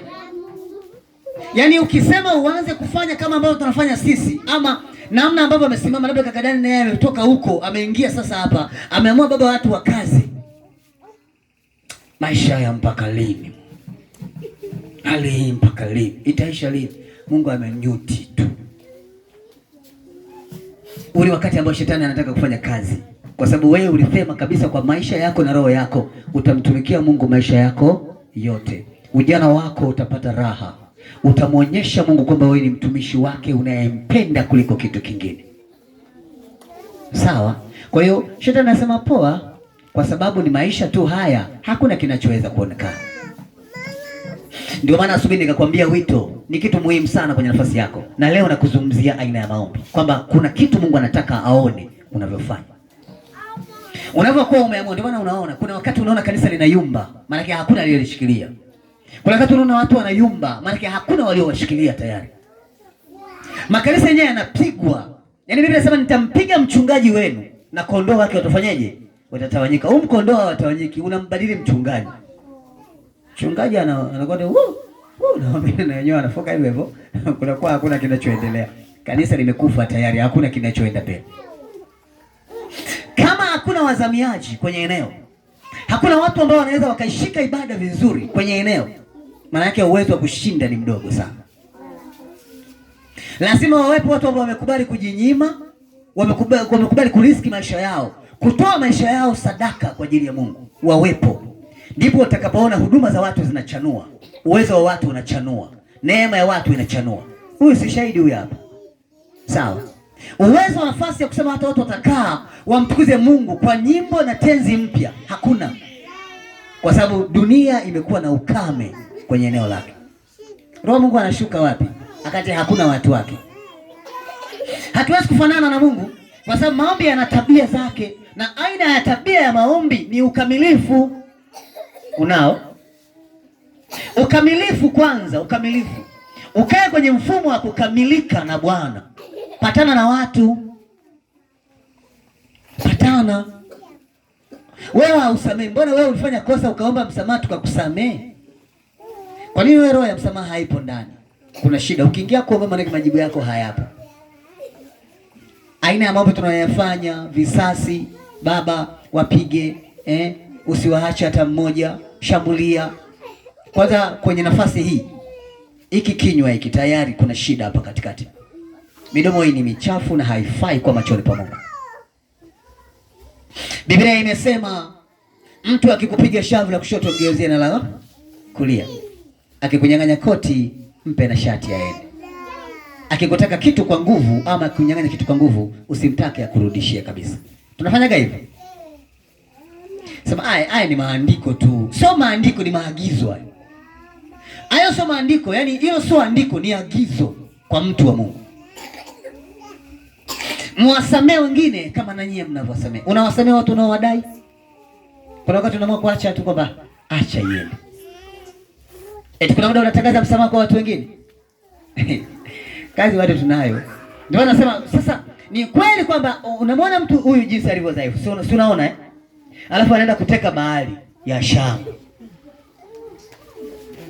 Naelewa sijui. Unajua bahari ya Shamu ina vitu vingi. Kuna watu wamewekeza mle. Unaenda kuteka bahari ya Shamu. Alafu yuko hivi, hata msamaha hana. Huyu akipigwa nazima. Huwezi kuinuka kabisa kwa sababu tayari una mazingira magumu ambayo yanakufanya uishi maisha ya mateso katikati yako. Kanisa, mnanielewa vizuri. Nataka kujua tu kwamba katikati yako una kitu unataka ufanye kama mtu wa Mungu. Uinuke hapa ulipo, usilale. Pata muda. Kama kweli unataka mbingu, kama kweli unaitaka mbingu, amka usilale. Amka upambane. Nimesema maombi kwako yasikose. Ibada kwako isikose. Yaani na mafungo kwako pia sifanyaje? Yasikose. Na usikalili aina ya mafungo. Usifunge tu kwa kukalili. Ikiwezekana badilisha aina ya staili. Leo ulifunga masaa 12, kesho piga masaa 18. Kesho kutwa piga masaa 6, kesho kutwa piga masaa 30. Yaani kesho kutwa yake gonga 40. Sema wiki hii nitakula mara moja tu. Nipite. Nitalifanya kwa ajili ya Bwana wiki hili, au mwezi huu ni mwezi kwa ajili ya Bwana. Kwa hiyo nitakuwa ni kila mara moja siri mpaka kesho. Kwa hiyo ile saa moja unaingia zako unakula. Ukila hata ulisahau kunywa maji imetoka mpaka kesho. Na kesho tena na kesho kutwa tena na kesho kutwa tena unakuwa imara. Kuna muda Mungu anaona sasa ana haja ya kuagiza msaada wake kwako. Alafu roho yako imenyoka. Hauna kisasi na mtu, hauna roho mbaya na mtu, sio kuwasimanga wengine wala kuwasema, una msamaha. Kuna mtu alikujukulia shati ukampelekea singlet ya kuvalia. Ameenda. Hebu muombe Mungu hapa uone kama Mungu haji. Hao ni watu ambao shetani anaogopa, wana matendo. Sawa, lakini ukikaa nje na hicho kitu ni ngumu. Kanisa mnafunga? Tuko kwenye Kwaresma. Mmefunga? Sema utafungaje kaka Chazi, una kazi ngumu. Una kazi ngumu. Sawa. Lakini hata baada ya Kwaresma tunafunga. Nje na Kwaresma tunafunga. Kuna watu dele wanakula. Kuna mtu ukimwambia jamani kuanzia kesho nataka kufunga, unasikia tu anaanza kulia. Mwingine tena masaa 12 tu hawezi kugeuka, kulala, kusinzia. Masaa 12 tu. Kweli jamani, mbinguni tunaenda naye. Ni kazi. Ni kazi, na shetani anajua mbingu ilivyo tamu. Mbinguni ni kutamu. Kaka, sikwambie mtu mbinguni ni kuzuri. Ni kuzuri mbinguni. Mama, mbinguni ni kuzuri, kaza. Utaomba kidogo sana, majibu yako yatakuwa mengi kwa sababu una roho njema ndani. Sawa, wanaokuuzi wanakuondolea utukufu wa Mungu. ili utakaposimama maombi yako yasiwe na majibu. Ndicho ambacho kinatakiwa kionekane. Sasa kama watoto wa Mungu tumeamua kweli? Maana kila mtu hapa nikimuuliza umeamua, nakwambia nimeamua, lakini sasa kwenye matendo ndio unaona tofauti. Tulipeana mtihani mdogo tu, tupendane. Tunapendana? Tunapendana eti jamani, tunapendana? Huu ni mtihani mdogo. Hii ni sample ya aina ya kanisa. Tunapendana eti kuna upendo? Kaka mimi nao, ila tu wananichosha nao wapenda. Ndio maana baada ya kuona wanakwenda na mimi hivi, nikaona hapa dawa na mimi niende nao kama ambavyo wanaenda na mimi. Bado haujapenda. Kuna mtu alikushauri, shosti, ili kanisa letu hili, mchukulie mtu anavyokuja ndio utaweza. Ukisema eti sijui nini utaumia moyo. Usiumie moyo. Jifunze kupenda. Kila mmoja asimame kwenye eneo lake. Asimame sawa sawa na jinsi Mungu anatamani asimame. Apige hatua kutoka hapo alipo na neema ya Mungu ataiona. Lakini uishi kwa maombi sawa. Ndipo ambapo utaingia kwenye huduma yako, utaona majibu tena kiurahisi tu. Kuna muda Mungu atakusemesha hata kabla hujafika kwenye huduma. Kwa mwanangu, huduma unayokwenda kuifanya mgonjwa wako atafunguliwa, au mgonjwa wako huduma unayokwenda kuifanya ni ngumu. Kwa hiyo unaanza kujua hapa nifanyeje? Niamuaje kwenye nafasi yangu? Ni mtoaji, toa. Sawa, kuna wakati Mungu anakuambia jua habari ya kulitunza kanisa, litunze. Anakuambia jua habari ya ibada, fanya. Maana mambo haya yote yatakufanya wewe kuwa bora kuliko namna unavyodhani. Nje na hapo bado kuna vitu havitaenda kuwa pamoja na wewe. Ndio maana unaona Yesu alifundisha, kuna wakati aliwafundisha watu kutoa tu. Anasema wapeni watu vitu. Kuna wakati tunafanya hivyo, ni ngumu. Ni muombaji, umekula zaka, umekula fungu la 10, zile sadaka zote zile umekula. Umeelewa Sawa, yaani unagonga tu. Wao muogopi Bwana, unagonga. Sawa, sadaka za kawaida umegonga na zenyewe. Nimpe Mungu, kwani Mungu anatafuta. Umepiga. Ila ukiwa kwenye shida sasa, ndio ile mikono miwili umekunja na goti moja chini. Mungu anashindwa kusikiliza kwa sababu aina ya maombi unayoyafanya yana shida, yana upungufu. Maombi yakiwa na dosari dogo tu, majibu yako hayaji. Yaani kukiwa kuna dosari hivi kidogo tu kaka, kidogo, majibu yako hayaji. Ndio maana unaambiwa Danieli alijifungia. Biblia inasema, wakati nilisema tafundisha hiki kisa, kwa nini yule malaika wa Mungu alizuiliwa juu kuleta majibu? Huwa hakunaga vizuizi kama mwenye haki yuko kwenye haki. Kilichofanyika pale ni kwamba kuna namna Danieli mwenyewe, kuna roho namna iliingia ikamvarisha ule ukuu. Kuna jinsi Danieli aliingia akajivuna kwa muda mchache. Wakati anakumbuka anatengeneza rehema, kule tayari kuna maombi yameblock tayari. Ikabidi kuanza kufanya refaten, kurudia kwenye mfumo. Wale malaika walipofika pale wakamwambia kabisa Daniel live kwamba tulikuwa tunakuletea majibu, lakini mkuu wa anga alituzuia. Mkuu wa anga ni nani? Eti kaka, mkuu wa anga ni nani? Kwa nini hawazuii? Kama kweli unayo haki, kwa nini hakuzuii? Kuna shida katikati. Kuna aina ya maombi aliyofanya, lakini kuna sehemu alisahau, akajikweza kidogo. Maombi akiwa anasali tu hivi. Sasa yule ni Daniel, ukumbuke jamaa anapiga mara hizo kwa siku, anagonga mara 3 na hana mchezo. Wewe umelamba zaka, umelamba fungu la 10. Sawa, umelamba na ile nyingine, unapiga na magoti, unasema nimeamua sitakuacha kabisa Yesu. Hapo tu ushamwacha kwa kofi la macho. Wenge na siku 3 unatafuta njia hata uione. Unaenda kwenye tubadili twako ni kwa siku sio 7 sio 8. 800 ni ya Bwana. Shwa. Umekula ngapi? Sasa hii tukiongezea kesho simke anabaki kabisa na ya matumizi. Unampelekeaje Bwana? Bwana hana njaa. Kuna namna inakuwa. Ukifika hapo unakunja mikono unasema Baba, naomba mifumo yangu yote kule kuna tafuta pipi ifunguke Yesu Kristo. Tena pipi yenyewe ni ya zaka. Unajua? Kuna namna mambo hayaendi. Maombi yakiwa na nafasi yote, hata kama ni hivi kadogo tu, yamepungua kwenye nafasi yako. Vita ambayo itazaliwa kupitia aina ya maombi unayoyafanya ni kubwa. Ndio kilichotokea kile kipindi cha Daniel zamani. Kaka, tunaelewana eh? Sisi tunaomba sawa. Ndio maana kuna namna hata tukiwa tunaingia kwenye huduma zetu ni ngumu kujibiwa. Tunakutana na huduma za wagonjwa wengi, wanaondoka bila kufunguliwa. Kazi tunayo. Tumegonga zaka ya Bwana na mgonjwa afunguke. Ni kusema tu kama ile huduma alipewaga vijana. Hebu mkamate miguu vizuri. Maana kuna muda na wenyewe tu wana act, eti wanasemaje tu? Malaika wa Mungu njoo mshike miguu. Malaika anasema, wewe umekula na sadaka ya Bwana nimshike mtu bila niache." Mgonjwa anainuka anapiga ngwala, muombaji anaona hebu zui. Nilikuwa naona vijana siku ile walipata shida. Yaani kuna namna unaona mgonjwa anaamua kuinuka, anasama tu mdomo, anataka kumng'ata.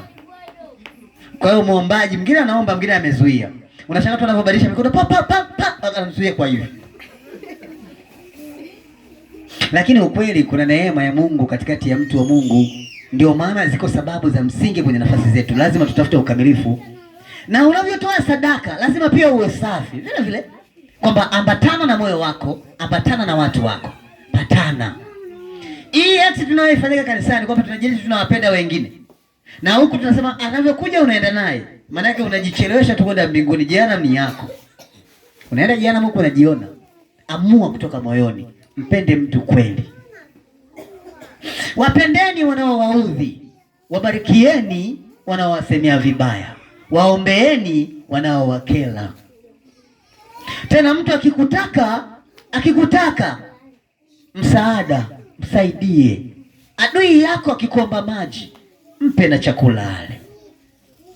Anakuja mwizi akakuibia, ukamuona ukamkosa kumshika, akaja tena amekuomba chakula, mpe na maji. Sema, hayo ni maandiko kaka, hayo ni maandiko. Hili ni agizo.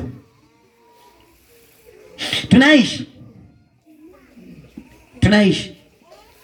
Watoto wa Mungu tu unasikia mara wameibiwa hela na chuma ulete. Unaachaje kuibiwa, unakula fungu la 10? Unaachaje? Unaachaje? Mwingine anasema, yale maboksi yale kutengeneza. Watengenezaji ni wanga.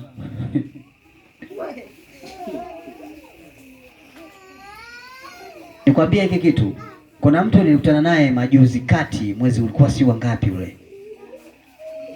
Nikamkuta alikuwa anatembea kama hana raha. Simjui, lakini tulikuwa tunaenda sehemu moja. Nikamwambia, rafiki yangu, mbona kama huna raha? Akaniambia, ni kweli kaka. Nisifiche, sina raha. Nilikuwa nacheza mchezo kwenye kiboksi, nilinunua kwa maselemala. So, kaka, si unaelewa maselemala? Nikamwambia, yeye naelewa. Nilichonga lile boksi. Nikawa natupia mle hela. Nikifanya mambo yangu natupia 5,000. Sikuwahi kutupia shilingi 2,000 kwenye boksi. Mwaka 1.5. Nimelivunja juzi, nimekuta kuna 80,000. Ana mwaka mzima na kila siku anatupia 5,000, 10,000, 5,000, 10,000, 7,000, 15,000. Hajawahi kutupia 2,000 wala 1,000. Amekuta 80,000 mwaka 1.5. Tunaacha kutembea kidogo kama mimi.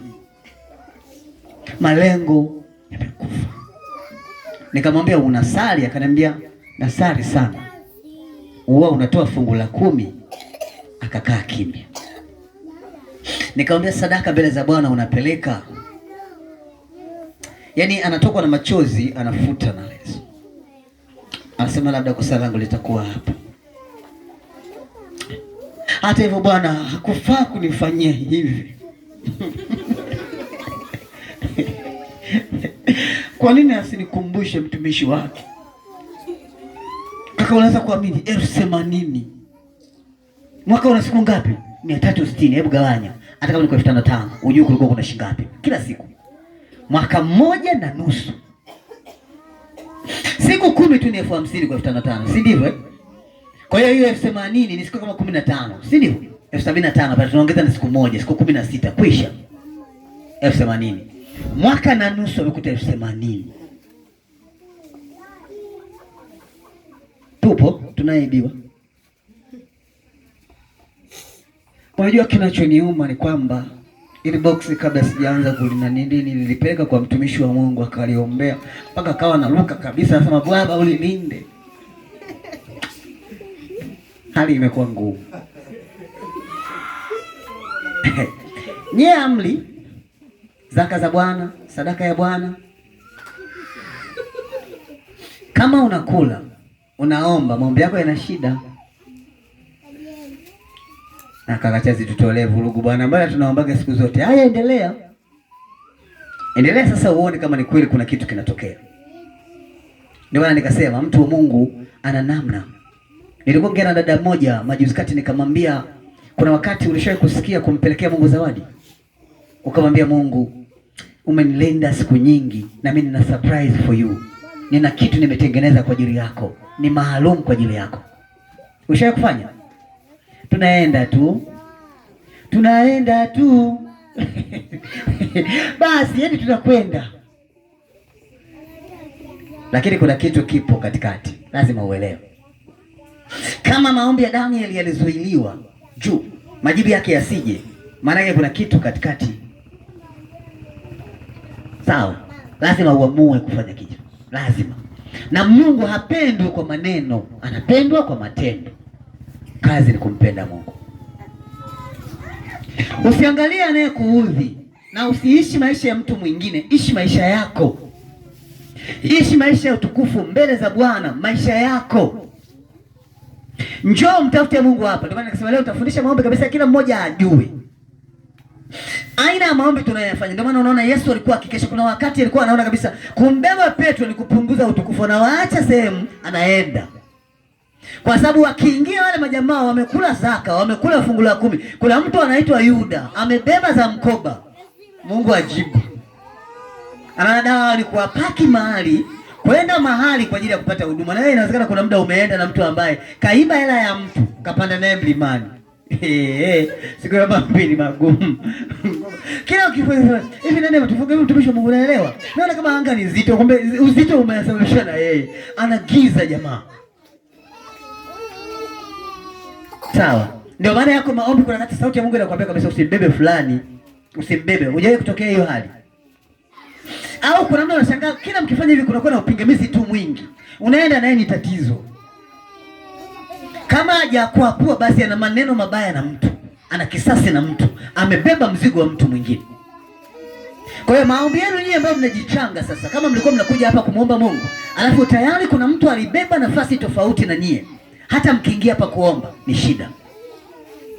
Na hii kama unataka kuamini, angalia tukao tunaomba tukiwa pamoja, alafu ukiomba ukiwa peke yako. Nini unakiona? Kuna wepesi unaosikia kuliko ukiwa unaomba na watu. Ukiwa unaomba na watu inabidi ufungue anga, maana kila mtu ana namna yake. Kuna mwingine amevunja chungu cha mgeni, mwingine sijui amebeba manini, mwingine sijui apatani na nani, mwingine ana kisasi na mtu. Kwa hiyo mpaka watu wanafungua baba, unasikia kwa mali linawasha, maana siku nani kuna kazi kufunguka. Na kama hauna nguvu maana yake huwezi kabisa kuomba. Ushawahi kuelewa? Njoo mwenyewe, kaa mwenyewe huko ndani. Uone masaa 3 mawili ni kama dakika 5. Unatoboa. Sasa tukiwa hivi omba masaa 3 kama unaweza. Tukiwa hivi. Omba uone kodi inavyokauka. Kwa jina Yesu, maana kuna mtu amekula zaka sasa hivi. Yuko. Unaelewa? Mungu anashukaje na uwepo wake hapa. Kuna mtu amekula zaka ya mtu. Kuna mtu amefanya, yani yako matukio mengi. Kuna mwingine ametoka sehemu kapiga mtu vibao. Tunayo. Na wakati unasema baba, usiangalie uovu wetu, wala yeye hataki kukubali. Yuko anasema, mimi bado siko tayari kukutubu. Ngoja kwanza. Anga linafunguka ndugu yangu. Yesu anawapaki mahali, anaenda sehemu. Lakini unakumbuka kisa cha Kornelio? Petro alifukuza watu wote waliokuwa mle kanisani na ni watu wa kusali. Akabaki yeye na marehemu. Unajua ni kwa nini? Yaani yeye na marehemu tu ndio wamebaki. Anasema akaanza kumuomba Mungu kwa ajili ya roho ya Kornelio, ya Tabita. Akamsihi Mungu, mara Mungu akamrudisha Dorcas kutoka kule alikokuwa amekufa. Kwa nini wasio wengi? Eti kaka, kwa nini wasio wengi? Na mle ni waombaji. Kuna watu wana midomo. Wako mle wapiga umbea wamejaa. Hata mnafikiri tumo. Ita sasa, na ita uwepo wa Mungu. Kila kitu nasikia mbona kama kwa alifunguka. Unaomba mpaka unasikia sauti inaisha. Na ukienda na watu wawili bora, yani mnafanana, mkakaa mahali pa huduma, mmoja anakaa kule, mwingine anakaa huko, utasikia raha hiyo siku. Na kama huyo mwenzako ana kasoro, utajua tu. Kila ukijikunjulua hivi, jamaa unaona akukunjuki. Kila ukijikunjulua hivi, ndio zile miaka unaona tu, ngoja nikatafute hata nikawinde. Maana maombi hayafunguki sasa. Ulionda nao wote ni waombea. Mmepiga umbea mpaka pale pale ikamti hapo mnaombea. Bado kuna ule uwepo wa maombea ambao ulikuwa mnaufanya. Sasa baba shuka. Shuka Mungu. Shuka. Shuka Yesu Kristo. Shuka. Nasikia tu shuka. Kushinde waombaji. Waombaji wamechoka, wamelala. Kuna kisa kiliwahi kutokea, waombaji walienda kuomba. Wakafika wakawa wameingia ni polini milimani. Wameomba kufika pale sasa, baada ya kuomba anga likawa halifunguki. Walikuwa watatu. Wakaona hapa dawa walale kidogo ili wafute nini? Power. Wakalala kuanzia saa 8, wameshtuka saa 2. Saa 2 usiku ndio wanashtuka, kila mtu anakurupuka wamelala. Hakuna kinachoendelea. Sasa saa 2 wanatoka mlimani wanarudi nyumbani, maana tayari ule muda huwezi kuendelea kuomba tena. Maombi yakiwa na kasoro, mpendo wangu, yakiwa na kasoro tu hayakwendi, yanarudi. Na tayari panakuwa pana upingamizi kati ya wewe na aina ya maombi unayofanya, maana adui anasimama kwenye kila kosa unalolifanya. Na siku zote usizoee kuwa mtu ambaye unapenda sana kutengeneza rehema au toba. Penda sana kutotenda dhambi ili uwe katika ukamilifu ambao Mungu anautaka. Hapo ndipo utakapoiona neema ya Mungu inakusogelea. Hapa nafikiri tumeelewana jamani. Tutakuwa tumeelewana vizuri Tunataka tuombe leo. Lakini nimekufundisha kanuni za uombaji. Kanisa mko na mimi Ili chunguza, fanyia utafiti. Kama wewe ni mpenzi wa kuondoka na watu, mara ameenda sehemu fulani kuomba, mara si wapi, angalia kinachokwambia. Lakini hata mtu pima. Sawa.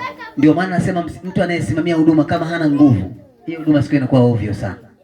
Ovyo. Maana kuwabeba watu wote hawa, mwingine hajakula jana akashiba, mwingine sio ana nini, ni kazi. Kuwafanya watu wote wachangamke. Sasa nilikuwa namsikia msee anasema, "Changamkeni wapendwa." Mnakuwa kama jamani hamna Yesu. Ni kweli hawana. Sasa mnatupeleka wapi? Maana inabidi uamshe wa roho wa Mungu waingie ndani kwa kila mtu na kuamsha. Baba Yesu Kristo, toa makolokolo yote. Kuna mtu ni mwizi lakini toa wizi wake, weka pembeni ili ya kusifu. Ni kazi. Kanisa la Mungu, nikutakia nafasi ya neema. Leo nilikuwa nataka nizungumze hiki tu, maombi. Na nakuomba ujiandae kwa sababu jioni hii tunaomba kwa habari ya maombi. Sawa? Mwambie Mungu, naomba unipe ukamilifu ili unisikie katika maombi ambayo nitayafanya. Na naomba unisaidie kujua ni kwa namna gani ninastahili kukuomba ili nikuone. Hatujui kuomba, tunaomba vibaya. Sawa? Majibu yetu hayaji kwa sababu kuna kitu ambacho kiko tofauti na namna tunatakiwa tuwe kama watoto wa Mungu. Kanisa la Bwana, upo na mimi Samehe, ishi kwa upendo, kwa amani. Unayempenda usimwektie, mpende kweli. Sawa? Alafu utaona kuna jambo Mungu atalifanya. Hivi lisa sio unavikumbuka? Gehazi alishindwa kumulisha yule mtu mpaka alipofika Elisha. Sawa, ziko huduma nyingi sana ambazo Yesu pia alifukuza. Kuna yule mwanamke alikuwa amefiwa mjane. Amefiwa mtoto. Yesu alifukuza watu wote mle kanisani, mle ndani. Akabaki na yule marehemu. Unakumbuka hicho kisa? Akamwita Mungu, yule marehemu akafuka. Kwa nini wanafukuza watu? Ese mtu ni kikwazo. Ni tatizo. Na huduma zetu kama hatujatengeneza, maana yake hatuwezi kuona chochote, huwezi. Ndio maana hata mimi nina private prayer, nina maombi yangu maalum, special. Yale hayaingiliwi na mtu, ni ya kwangu tu. Nitasimama mimi na Mungu. Sawa? Alafu kuna yale maombi ya jumuiya tunaweza tukaitana kwenye nafasi, na kama hivi tunaitana hivi, inabidi mimi nijifue kwanza. Maana hapa kwa lazima liwashe. Naelewa? Baba katika jina la Yesu. Baba katika uwije. Yaani kuna namna unaona kabisa unakabwa. Kumbe kuna mtu kule anakuangalia kwa usuda. Ana jicho baya anakutazama. Wapo unakuja sasa. Kwa hiyo mpaka upite ndio baadaye unaanza kuiona neema ya Mungu inafunguka. Kanisa la Mungu, mnanisikia? Natamani kukuona tena kwa upya. Funguka. Kanuni si umezielewa? Utaratibu si umeujua? Basi tunamwomba Mungu hapa. Na tunamwambia kabisa, samani tuliomba bila kujua. Unaelewa eh? Sasa tunataka tukuombe. Na kama unapenda kuwa mtu wa Mungu, tunamwambia tu Mungu, napenda kuwa mtu wako, nisaidie. Usiogope. Mwambie Mungu, nisaidie kuwa mtu wako, hata kusaidia. Sawa? Usiseme naamua kuwa mtu wako. Mwambie nisaidie kuwa mtu wako. Ukiamua, vita zote zikija inabidi upambane na hali yako mwenyewe bila msaada.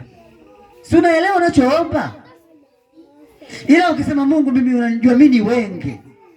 Yaani Mungu mimi mbele nyuma mbele. Yaani sijielewi, naomba unifanye nijielewe. Atakuwezesha Mungu. Kanisa, tuko pamoja. Kuna kitu ulikuwa unasubiri, neema ya Mungu itakuwa sehemu nafasi ya maisha yako. Tuko pamoja eh? Utasema maneno haya machache, utamuomba Mungu leo.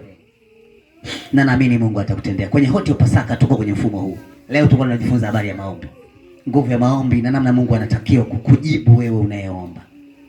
Sawa? Mpaka haki yako yenyewe ndio maombi yako mengi aje. Silifanyi jambo hili kwa haki yako Israeli, bali kwa ajili ya jina langu. Kwa maana wengi katika lile hawana haki ya kile ambacho wanakiomba. Ndio maana yake. Umenielewa? Tuko pamoja eh? Jitahidi sasa. Jitahidi sana. Ndio maana kuna wakati tunakuwa tunafanya rehema. Lakini kuna wakati usizoee, maana kuna makosa mengine ni magumu kuipokea rehema. Sio kwa muda huo. Kitu chako kimeshaenda mbali, mpaka kuanza kurudisha inachukua gharama kubwa. Jifunze kukaa nje na dhambi kwa muda wako. Amen. Na Mungu atakubariki sana. Tutengeneze biti. Tuingie kwenye mfumo huu.